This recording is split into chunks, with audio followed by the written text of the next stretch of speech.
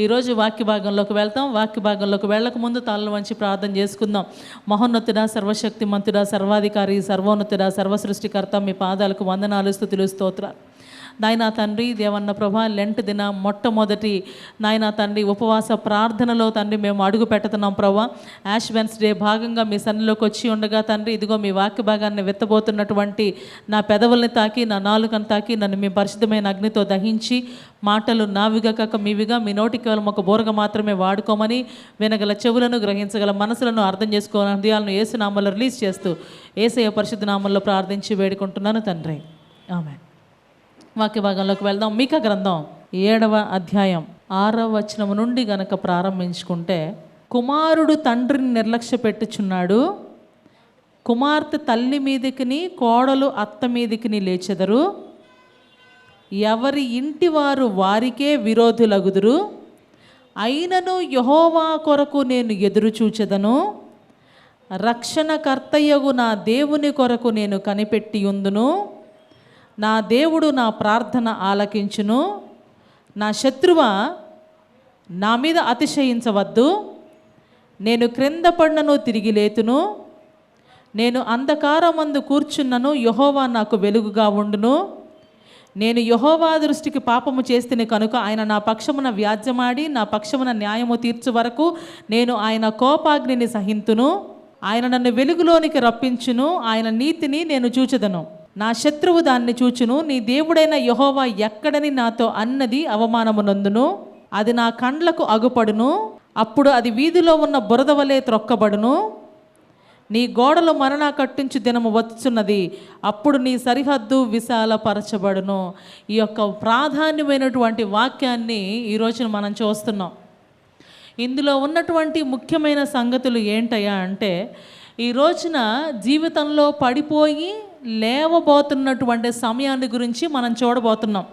ఈ లెంట్ కోసం ఏంటి ప్రభువా వాక్యం అని నేను అడిగినప్పుడు, ఈ ఉదయకాలం దేవుడు నాకు ఇచ్చినటువంటి వాక్య భాగం ఇదే. ఈ లెంట్ కోసం నిర్దేశించబడిన వాక్యం ఇదే.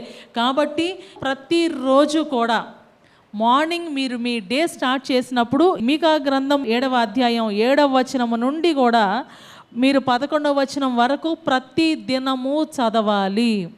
చదివిన తర్వాత మీ ప్రేయర్ మీరు స్టార్ట్ చేసుకోవాలి. కాబట్టి ఈ విషయం అండర్లైన్ చేసి పెట్టుకోవాలి, ఎందుకంటే మీ విజయం ఈ వాక్యంలోనే ఉంది. హల్లెలూయా. ఇందులో ప్రాధాన్యంగా కొన్ని మాటలు చెప్తా ఉన్నారు. ఒక మనిషి జీవితంలో కొన్ని బాధలు వస్తాయి. మొన్న చెప్తా కూడా నేను చెప్పాను. ఈరోజు మళ్ళీ ఒక్కసారి చూస్తే ఒక మాటను 8వ వచనంలో చూడండి ఒకసారి. నా శత్రువా నా మీద అతిశయించవద్దు, నేను క్రింద పడినను తిరిగి లేతును, నేను అంధకారమందు కూర్చున్నను యెహోవా నాకు వెలుగుగా ఉండును. ఇది బేసిక్ ప్రాధాన్యమైన వాక్యం. ఎవరన్నా సరే ఒక మనిషి పడిపోయినప్పుడు మాట్లాడే మాటలు ఇక్కడ మనం చూస్తున్నాం. ఒక మనిషి పడిపోయిన తర్వాత ఏమంటున్నాడంటే, నా శత్రువా నేను క్రింద పడినప్పుడు నీవు సంతోషించొద్దు, నేను క్రింద పడినా కూడా నేను తిరిగి లేస్తాను, నేను అంధకారంలో కూర్చున్నా దేవుడు నాకు వెలుగుగా ఉంటాడు. ఒక మనిషి కింద కూర్చున్న పరిస్థితి, అంధకారంలో కూర్చున్న పరిస్థితి, 2 విషయాలు ప్రాధాన్యంగా కనిపిస్తున్నాయి. ఒకటి కింద కూర్చోవడం, ఒకటి అంధకారంలో కూర్చోవడం. రెండిటికి ఉన్న డిఫరెన్స్ ఏంటి? కింద ఎప్పుడు పడతారండి? 3 things విల్ బి దేర్. ఒకటి, ఎవరన్నా నెడితే కింద పడచ్చు, దెర్ ఇస్ అ పాసిబిలిటీ. రెండోది, మన కళ్ళు సరిగ్గా చూసుకోకపోతే ఎదురు దెబ్బ తగలో కాలు జారో కింద పడచ్చు. మూడోది, ఆరోగ్యం బాగాపోతే కళ్ళు తిరిగి పడిపోవటం, ఇట్లాంటివి ఏమన్నా పడచ్చు. సో టోటల్గా ఏంటంటే, ఈ రోజున మనలో చాలామంది పడిపోయిన పరిస్థితుల్లో ఉండుండొచ్చు. ఈ పడిపోయిన పరిస్థితులు ఎక్కడి నుంచి వస్తాయి? ఎవరన్నా నెట్టి ఉండాలి, లేకపోతే మన తప్పిదాలు చేసి ఉండాలి, లేకపోతే ఆరోగ్యం అన్నా బాగా ఉండాలి. ఇది ఆరోగ్యం అనేది నార్మల్ ఆరోగ్యం కాదు, స్పిరిచువల్ హెల్త్. ఇది ఏం చెప్తున్నారంటే, ఇది నార్మల్గా పాఠం కాదు, కింద పడితే లెగుస్తాం, అది వేరే మ్యాటర్. కానీ జీవితంలో కింద పడటం ఎవరికి జరుగుద్ది అంటే, మన జీవితంలో ఎవరన్నా నెట్టేస్తే జరుగుద్ది. కాబట్టి దాన్ని ఏం చేయలేం. ఎవరన్నా ఒక మంచి బిజినెస్ మ్యాన్ ఉన్నాడు, కానీ అతన్ని ఎవరన్నా ఘోరంగా మోసం చేశారు, అప్పుడు ఏం చేస్తాడు? చాలా దారుణమైన పరిస్థితుల్లో ఓడిపోతాడు. అలాగే తనకు తను జాగ్రత్త లేకుండా పోగొట్టుకున్నాడు, అప్పుడు పోతాడు. మూడో విషయానికి వస్తే, స్పిరిచువల్గా డౌన్ఫాల్లో ఉన్నప్పుడు ఒక మనిషి జీవితంలో నాకు ఆశీర్వాదాలు పోతాయి. కాబట్టి పడిపోయిన పరిస్థితి రావడానికి 3. రెండో మాట ఏంటయ్యా అంటే, అంధకారంలో కూర్చున్న. ఎవరు చీకట్లో కూర్చుంటారు? దయ్యం పట్టిన వాళ్ళు చీకట్లో కూర్చుంటారు. డిప్రెషన్లో ఉన్నోళ్ళు చీకట్లో కూర్చుంటారు. ఎందుకంటే మైండ్ పనిచేయదు, దిమాగ్ ఖరాబ్ అయిపోయి ఉంటుంది. ఆ కండిషన్లో పాపం చీకట్లో కూర్చుంటారు. ఇంకా బాధలో ఉన్నోళ్ళు కూడా చీకట్లో లైట్ వేసుకుందాం అనే ఆలోచన కూడా రాదు. అంటే ఏ సమస్య అన్న అవనేయండి, రకరకాల సమస్యలు, గుండె పగిలిపోయే బాధలు ఉన్నప్పుడు, కష్టాలు ఉన్నప్పుడు మనిషికి లైట్ వేసుకుందాం అనే కాన్సెప్ట్ కూడా ఉండదు. సో ఈ రోజున బాధలో ఉన్నోళ్ళు, డిప్రెషన్లో ఉన్నోళ్ళు, కష్టాల్లో ఉన్నోళ్ళు, వేదనలో ఉన్నోళ్ళు, సాతాను నెడితే పడిపోయిన పరిస్థితిలో ఉన్నోళ్ళు, కన్ను మిన్ను కాకుండా పడిపోయిన పరిస్థితిలో ఉన్నోళ్ళు, లేకపోతే చివరిగా దయ్యం చేత క్రోలద్రోయబడినోళ్ళు, వీళ్ళందరూ కూడా ఈ రోజున చెప్పవలసిన ఈ మాట ఏంటయ్యా అంటే, ఒకసారి కలిసి చదువుదాం. నా శత్రువా నా మీద అతిశయించవద్దు, నేను క్రింద పడినను తిరిగి లేతును, నేను అంధకారమందు కూర్చున్నను, యెహోవా నాకు వెలుగుగా ఉండును. అంటే ఇక్కడ ఎందుకు వచ్చింది అంటే దాని కింద కారణాలు ఉన్నాయి. నేను యెహోవా దృష్టికి పాపము చేసి తిని, ఆయన నా పక్షమున వ్యాజ్యమాడి. ఎప్పుడు అంటే ఒక మనిషి రాంగ్ రూట్లో ఉన్నప్పుడు దేవుడు ఎందుకు వ్యాజ్యమాడతాడు? If you are wrong before God, if you are not doing right before God, why God will be at your side? దేవుడు ఎందుకు నీ పక్షాన నిల్చుంటాడు? When you are continuously committing mistakes again and again, why God has to stand beside you? ఎందుకు నిలబడాలి దేవుడు నీ పక్షాన అంటే, ఎందుకు అంటే మనం వెళ్ళినప్పుడు ఈ ఫాస్టింగ్లో the very first thing what you have to do is you have to come to God. మీరు దేవుని దగ్గరికి రావాలి. ఫస్ట్ చేయాల్సిన పనిదే. తప్పవు, రైట్ అవ్వు, సాతాను పడే, నీ అంతటి నువ్వే పడు, లేకపోతే ఎవరన్నా మోసం చేయి, ఏదన్నా అవని, ఫస్ట్ స్టెప్ ఏంటయ్యా అంటే ఈ లెంట్లో ఈరోజు మొట్టమొదట మీరు చేయాల్సిన ప్రార్థన అంటే you have to come to God. దేవుడి దగ్గరికి మీరు ముందు రావాలి. రైట్లు రాంగ్లు ఇవన్నీ పక్కన పడేయండి, అవన్నీ అనవసరం మనకి. సో ఈ పరిస్థితుల్లో ఫస్ట్ థింగ్ ఏంటంటే దేవుడి దగ్గరికి రావటం. లోపల ఏదుందో అవన్నీ పక్కన తీసుకొని వస్తా, అవన్నీ కడుక్కొని వస్తా, అవన్నీ సరి చేసుకొని వస్తా. ఎవరు సరి చేసుకోలేడు, ఎవరు సరి చేసుకోలేరు. సరి చెయ్యాలంటే ఆయనే. హల్లెలూయా. ఆయన చేస్తేనే మనం సరి అవుతాం. కాబట్టి ముందుగా ఆయన దగ్గరికి రావటం నంబర్ 1 చాలా ప్రాముఖ్యమైన సంగతి. ఆయన దగ్గరికి వచ్చిన తర్వాత రెండోది ఏంటంటే you should submit yourself into God's mighty hand. దగ్గరికి రావటం వేరు, ఆయన మాట వినటం వేరు. మనకు అందుకే సువార్తల్లో ఒక మాట రాసి ఉంటుంది, నా యందు మీరును మీ యందు నా మాటలు నిలిచి ఉండిన ఎడల మీకేది ఇష్టమో అడుగుడి, అది మీకు అనుగ్రహించబడును. నా యందు మీరు, మీ యందు నా మాటలు. నా ఇంట్లో ఉండడం కాదు, నా మాట వినాలి. నా ఇంట్లో ఉండి నా మాట వింటే మీకేది ఇష్టమో అడగండి, నేను ఇస్తా పోండి మీకు అని దేవుడు చెప్తున్న మాట అది. యేసుక్రీస్తు ప్రభు చెప్తారు ఈ మాట. ఇక్కడ కూడా అదే. ఫస్ట్ దేవుడి దగ్గరికి వచ్చారు. సెకండ్ స్టేజ్లో మీరు చేయాల్సింది ఏంటంటే మీ జీవితాన్ని దేవునికి ఇచ్చేసేయాలి ముందు. మన జీవితాన్ని మనం పర్ఫెక్ట్ చేసుకోలేకపోతున్నాం. We're spoiling our own lives. మన జీవితాలు మనం పాడు చేసుకుంటున్నాం. రెండోది సాతాను మన జీవితాలు పాడు చేస్తున్నాడు. మూడోది మన స్పిరిచువల్గా మనం లేం కాబట్టి గాలి చేత కొట్టబడిన వాళ్ళుగా అయిపోతున్నాం. ఈ పరిస్థితుల్లో ముందు దేవుని దగ్గర రావాలి. రెండోది జీవితాన్ని దేవుడికి అప్పచెప్పాలి. ఈ లెంట్లో చేయాల్సిన పని అదే. విజయం రావాలనుకున్నారుగా, ఏ సిట్యుయేషనా బాగైపోద్ది, తిరుగులేదు మీకు అందులో. అందుకే చెప్తున్నా, ఫస్ట్ దేవుని దగ్గర రావాలి, రెండోది దేవునికి జీవితం అర్పించాలి. మూడో సంగతి చూడండి ఒకసారి, 7వ వచనం చూడండి. ఇప్పుడు యెహోవా కొరకు ఎదురు చూస్తాను, రక్షణకర్తయగు నా దేవుని కోసం నేను కనిపెట్టుకొని ఉంటాను, నా దేవుడు నా ప్రార్థన ఆలకించిన. అంటే మూడోది ఏం చేయాలి? ప్రార్థన చెయ్యాలి. ప్రార్థన లేకుండా ఉపవాసం వృధా. మీరు చేయాల్సింది ఇది. సో పని చేసుకుంటూ ప్రార్థన చేయండి, ట్రావెల్లో ప్రార్థన చేయండి, బస్ ఎక్కి ప్రార్థన చేయండి, కాలేజీల్లో ప్రార్థన చేయండి, గ్యాప్ దొరికినప్పుడల్లా ప్రార్థన చేయండి. తర్వాత పొద్దున్న సాయం దాకా టైం క్యాలిక్యులేట్ చేసుకోండి. సాయంత్రం వచ్చాక నైట్ పడుకునే ముందు ఒకసారి చూసుకోండి, ఒక బుక్లో రాసుకోండి, ఆ రోజు ఎంతసేపు చేయగలిగారో ఒకసారి రాసుకోండి. అంటే 10 నిమిషాలు తక్కువ వేసుకుందాం, ఎక్కువ వేసుకోవడం ఎందుకు? Start praying like that. Your prayer life will improve and it will get answers. First దేవుడి దగ్గరికి రావాలి, రెండోది దేవుడికి సబ్మిట్ చేయాలి, మూడోది ప్రార్థన ప్రారంభించాలి. ప్రార్థన జీవితం పెరగాలి. గుర్తుపెట్టుకోండి, ప్రార్థన పెరగాలి అంటే ఇదే. కాబట్టి start praying like that. And fourth thing, next చూడండి ఒకసారి. ఇక్కడ ఏమంటున్నారంటే చాలా ఇంపార్టెంట్ మాట, 8వ వచనం చూడండి ఒకసారి. నా శత్రువా నా మీద అతిశయించవద్దు, నేను క్రింద పడిన తిరిగి లేచిన అన్నారు కదా. ఈ మాట మీరు క్లెయిమ్ చేసుకుంటానే ఉండాలి. ఎందుకంటే జీవితంలో దేవుని పిల్లలు ఓడిపోతే ఇష్టపడేవాడు సాతాను, ఇంకెవ్వరు ఇష్టపడరు. మన జీవితాలు పాడు చేయడానికి సాతాను ఎప్పుడు ప్రయత్నిస్తాడు. కాబట్టి మెమరైజ్ ద వర్డ్. ఎన్ని వాక్యాలు వచ్చో ఆ వాక్యాలు ఎత్తి ప్రార్థన చేయటం ప్రారంభించండి. మూడోది ప్రార్థన చేశారు, నాలుగోది వాక్యం ఎత్తి దాని ప్రకారం చేయటం. వాక్యం ఎత్తి ఎప్పుడైతే చేస్తారో, ఒక్కసారి మీరు చూడండి, యేసుప్రభుని సాతాను శోధించిన ఆ దినాన్ని మీకు జ్ఞాపకం చేస్తున్నా. యాక్చువల్గా మేము ఫస్ట్ టైం ఇజ్రాయిల్ వెళ్ళినప్పుడు ఆ కొండ దగ్గరికి వెళ్తామన్నారు. నేను ఆ కొండ దగ్గరికి రాను, నేను అసలు దాన్ని చూడను, నాకు అవసరమే లేదు అని అంటే, కొంతమంది ఏమన్నారంటే ఏమవుద్ది ఆ కొండకి వెళ్ళి చూద్దాం. అరే, యేసు ప్రభునే సాతాను శోధించిన కొండది, ఎందుకు అలాంటి దగ్గరికి వద్దులే, వెళ్ళకండి, let us just ignore it, అవసరం లేదు అని చెప్పాను నేను. ఎందుకు చెప్తున్నానంటే, సాతాను 3 విషయాలు దేవుడిని అడిగాడు. ఏంటవి?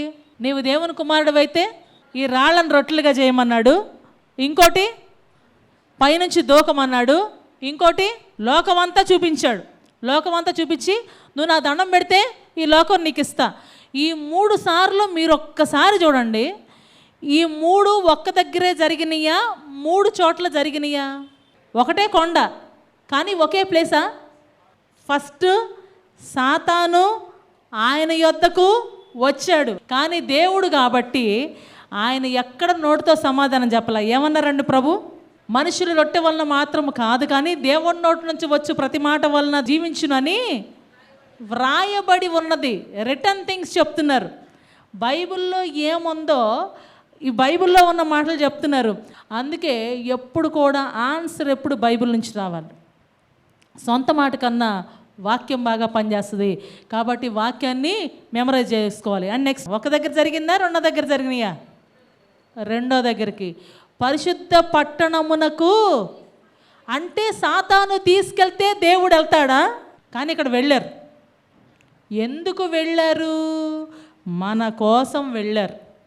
మనకి తెలియాలి ఇట్లాంటి పరిస్థితులు వస్తాయి, ఇలాంటి శోధనలు వస్తాయి, వచ్చినప్పుడు మీరు ఎట్లా బిహేవ్ చేయాలి అనేది మనకి తెలియాలి. కాబట్టి యేసుక్రీస్తు ప్రభు అక్కడికి వెళ్ళారు. మీరు మాత్రం దయచేసి ఎగురుకుంటూ వెళ్ళొద్దు. పరిశుద్ధ పట్టణమునకు ఆయన్ని తీసుకొని పోయి, అంటే ఎక్కడ? యెరూషలేము దేవాలయ శిఖరానికి తీసుకెళ్ళి, అంటే ఏంటి? యేసు ప్రభువుని నిలవబెట్టి అంత మాత్రపోడా వీడు కాదు, ఇక్కడికి వచ్చి నించో అని అన్నాడు అనమాట. అంటే దేవుణ్ణి సైతం శోధించడానికి సాతాను సిద్ధపడినటువంటి పరిస్థితి.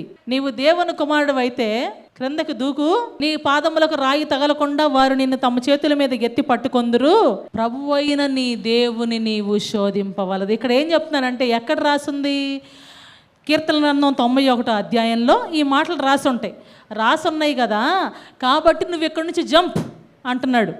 సూసైడ్ స్పిరిట్స్ పనిచేస్తాయి లెంట్ సీజన్లో, గుర్తుపెట్టుకోండి. ఎందుకు? సాతానుడు తీసుకొని వెళ్తాడు. చచ్చిపోతే ఎవరికి సంతోషం? వాడికి నరకంలో తోడు ఉండడానికి ఇంకో మనిషి యాడ్ అయ్యాడు కాబట్టి, ఇంకో సోల్ని వాడు నాశనం చేయగలిగాడు కాబట్టి ముందు సాతానుడు వచ్చాడు, రెండోది తీసుకెళ్ళాడు, మూడో చూడండి. మిగుల ఎత్తైన కొండ మీదకి తీసుకొని పోయి లోకరాజ్యాలన్నిటిని చూపించి ఎలాగ సాతానుడు పడేస్తాడు అంటే, when you start up your prayer life, గుర్తుపెట్టుకోండి, నీళ్లు తాగి అన్నం తినకపోతే బలం రాదు, అన్నం తిని నీళ్లు తాగపోతే అన్నం అరగదు. రెండు కూడా ఒకదానికి ఒకటి ఇంటర్లింక్డ్. ప్రార్థన ఎంత బాగా చేస్తారో బైబిల్ అదే రీతిగా చదవాలి. ఫస్ట్ది దేవుని దగ్గర రావాలి. రెండోది, మీ జీవితంలో ఉన్న మీ రిమోట్ ఏదైతే ఉందో ఆ రిమోట్ దేవుడికి ఇచ్చేయండి.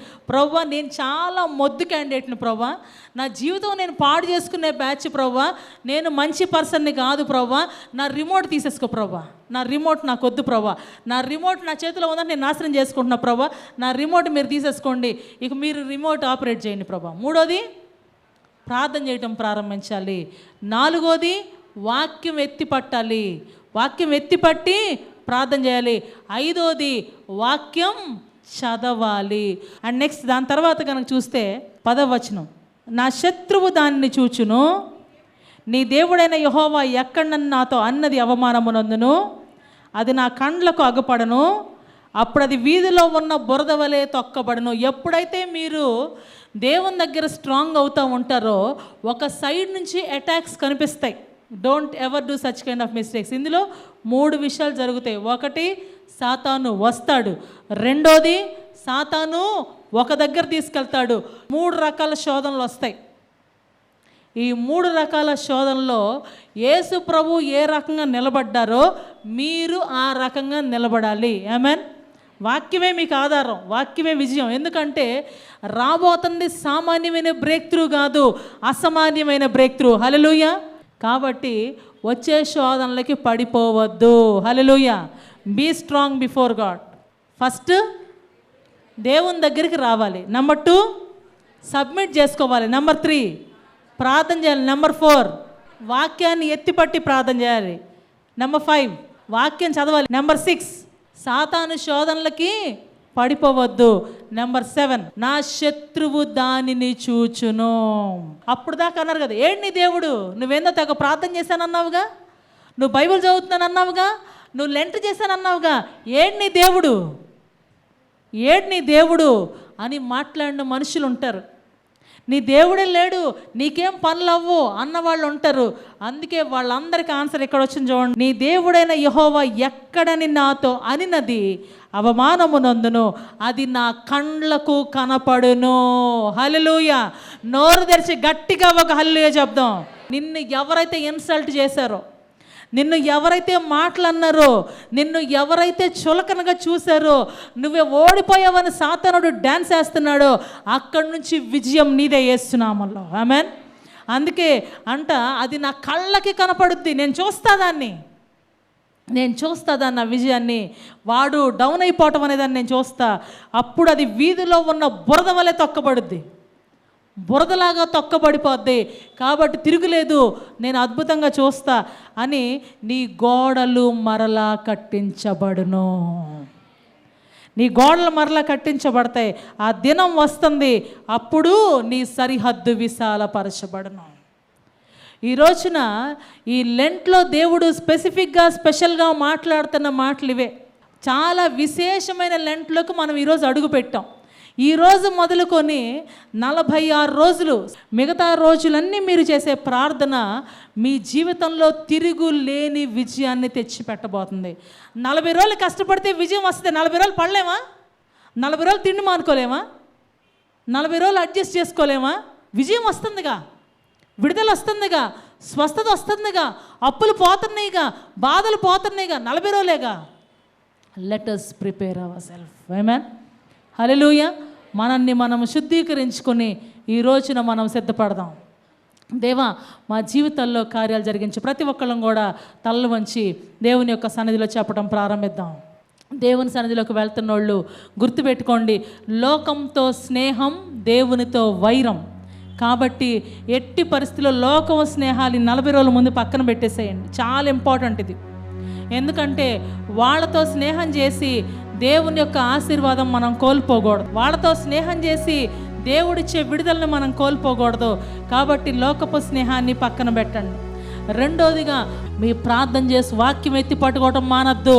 విజయం మీదే, విజయం మీదే, విజయం మీదే యేసునామములో. హల్లెలూయా. దేవుడు గొప్ప విజయం అనుగ్రహించబోతున్నారు. దేవుడు గొప్ప కార్యాలు జరిగించబోతున్నారు. ఎన్ని అప్పులున్నోళ్ళు స్పెసిఫిక్గా చెప్తున్నా, బాధలున్నోళ్ళు, కష్టాలున్నోళ్ళు, ఇరుకులో ఉన్నోళ్ళు, ఇబ్బందులు ఉన్నోళ్ళు, సమస్యల్లో ఉన్నోళ్ళు, రోగంలో ఉన్నోళ్ళు, వేదనలో ఉన్నోళ్ళు, ఏదన్నా సరే రాసి పెట్టుకోండి. మీ విజయం మీ జీవితంలో వచ్చేసింది. కేవలం 46 రోజుల దూరంలో ఉంది. That's it. 46 days అంతే. యేసునామంలో 46 రోజుల దూరంలో మీ విజయం మీ దగ్గర ఉంది. ఈ సమయంలో మిమ్మల్ని మీరు శుద్ధీకరించుకొని సిద్ధపడండి. దేవుడు గొప్ప కార్యాలు జరిగించబోతున్నారు. దేవుడు గొప్ప విడుదల ఇవ్వబోతున్నారు. దేవుడు 100 అంతల మేళతో నింపబోతున్నారు. కాబట్టి ఈ పరిస్థితుల్లో దేవుని యొక్క సన్నిధిలో మనం స్థిరంగా ఉండి ప్రార్థన చేసుకుందాం. మహోన్నతుడా, సర్వశక్తిమంతుడా, సర్వాధికారి, సర్వోన్నతుడా, సర్వసృష్టికర్త, నాయనా మీ పాదాలకు వందనాలు, స్తుతులు, స్తోత్రం. నాయనా ఈ సమయంలో మీ పాస్తం దగ్గరికి వస్తున్నాం. నాయనా మా పట్ల అద్భుత కార్యాలు చేసే దేవుడు, మా పట్ల ఆశ్చర్య కార్యాలు జరిగించే దేవుడు, మా పట్ల కృప చూపించే దేవుడు. ప్రభా మీకు స్తోత్రాలు, వందనాలు నాయన. నాయన ఈరోజు ప్రభా లెంట్ ప్రార్థనలో మొట్టమొదటి రోజున మేము ఎంట్రీ ఇచ్చాం. నాయన తండ్రి మాతో పాటు మీరు అడుగు పెట్టారు అని మేము నమ్ముతున్నాము తండ్రి. ఈ రోజున తండ్రి ఎంతమంది బిడ్డలైతే ఫాస్టింగ్ ప్రేయర్ స్టార్ట్ చేశారో వాళ్ళ మీద తండ్రి మీ దివ్యమైన అభిషేకం యేసు నామములో దింపబడునుగాక. నాయన ఏ సమస్యల కోసం, ఏ కష్టాల కోసం, ఏ బాధల కోసం, ఏ విడుదల కోసం ప్రార్థన చేస్తున్నారో ఆ ప్రార్థన యేసు నామములో జవాబు పొందునుగాక. నా శత్రువా, నేను క్రింద పడినప్పుడు సంతోషించకము, నేను క్రింద పడినను తిరిగి లేతునని చెప్పే రీతిన అయ్యా తండ్రి మా పిల్లలందరూ కూడా నిలవబడుదురుగాక యేసునామములో. అట్టి కృప, అట్టి విజయం తండ్రి మా అందరికీ ప్రసాదింప చేయండి. ఏ పరిస్థితుల్లో ప్రభువా తొట్టిల్లిపోక పడిపోక స్థిరముగా ఉండుటకు, మీ నామాన్ని ఘనపరచుటకు కృప చూపించి దీవించి వర్ధిల్లింపజేసి కాచి కాపాడమని నాయన ఈ రోజున ప్రభా విత్తన వాక్యం 100 ఫలింపచేసి నాయన తండ్రి లెంట్ అయిపోయేటప్పటికి అనేకమైన సాక్ష్యాలతో మందిరం నింపబడిలాగున, మీ నామం ఘనపరచబడిలాగున కృప చూపించి కాచి కాపాడమని యేసయ్య పరిశుద్ధ నామంలో ప్రార్థించి వేడుకుంటున్నాను తండ్రి. ఆమేన్. మన తండ్రి అయిన దేవుని దీవెన, కుమారుడైన క్రీస్తు కృప, పరిశుద్ధాత్మ యొక్క అన్యోన్య సహవాసము ఈరోజు విత్తన వాక్యం 100 ఫలింపచేసి గొప్ప దీవెనలు పొందు వరకు సదాకాలము తోడైండునుగాక. ఆమేన్.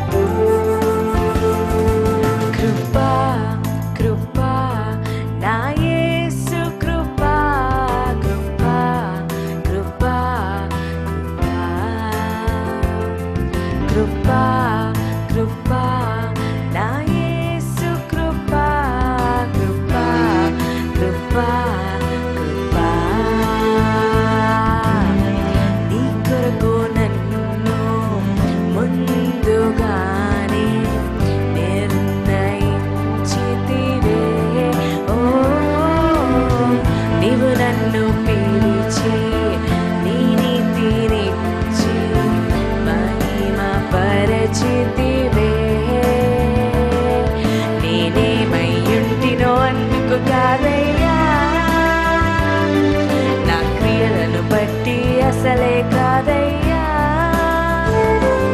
చూపావు ప్రేమ నాపై, పిలిచావు నన్ను కృపకై, జనములకు ప్రవక్తగా నన్ను నియమించావయ్యా, నా తల్లి గర్భమునంది ప్రతిష్ఠించావయ్యా, జనములకు ప్రవక్తగా నన్ను నియమించావయ్యా, నా తల్లి గర్భమునంది ప్రతిష్ఠించావయ్యా. కృపా కృపా నా యేసు కృపా, కృపా కృపా కృపా కృపా కృపా నా యేసు కృపా, కృపా కృపా కృపా.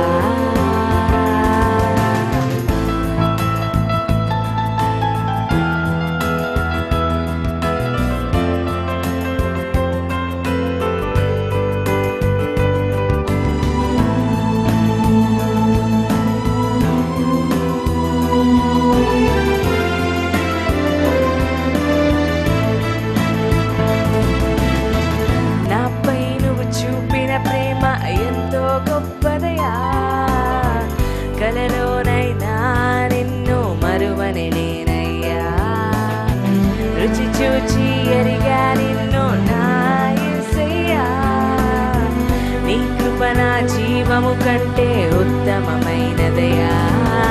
నీ ప్రేమ ధ్వజమే పైకెత్తే నాపై నన్నాకర్షించావయ్యా.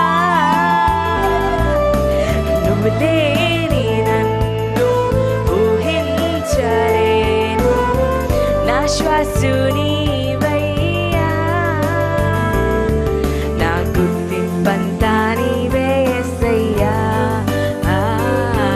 నా ప్రాణం సర్వం నీవే యేసయ్యా. నేనేమయ్యుంటినో అందుకు కాదయ్యా, నా క్రియలను బట్టి అసలే కాదయ్యా. చూపావు ప్రేమ నాపై, పిలిచావు నన్ను కృపకై, జనములకు ప్రవక్తగా నన్ను నియమించావయ్యా. నా తల్లి గర్భమునందే ప్రతిష్ఠించావయ్యా. జనములకు ప్రవక్తగా నన్ను నియమించావయ్యా. నా తల్లి గర్భమునందే ప్రతిష్ఠించావయ్యా. కృపా కృపా నా యేసు కృపా, కృపా కృపా కృపా కృపా కృపా నా యేసు కృపా, కృపా కృపా కృపా.